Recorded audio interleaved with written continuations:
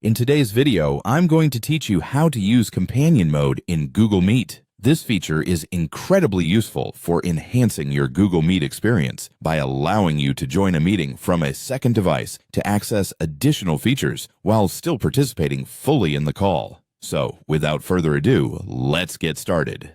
First, you'll want to head over to the Google Meet website. This is your starting point for accessing all the different functionalities within Google Meet. Once the page has loaded, look to the top right corner of the screen for the Sign In button. Click on this button to proceed. After clicking on Sign In, you'll be prompted to choose your Google account. It's important to sign in with the account that you plan to use for your meeting. Once you select your account, go ahead and enter your password to log in. You should now be on the main Google Meet page, ready to join a meeting. The next step is to enter your meeting. You'll need a meeting code which you may have received from your host or another participant in the meeting. Type this code into the provided field and get ready to join the call. On the meeting page, you'll notice a section labeled Other Ways to Join.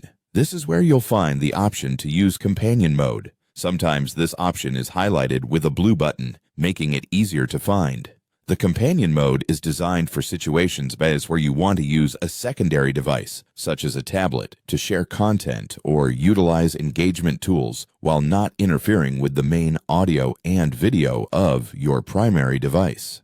Once you see the Use Companion Mode option, go ahead and click on it. This action will allow your second device to join the same meeting, giving you access to features like raised hands, polls, and the chat without conflicting with your main device's audio. It's a seamless way to enrich your Google Meet experience without the hassle of managing audio issues or video quality concerns when using multiple devices.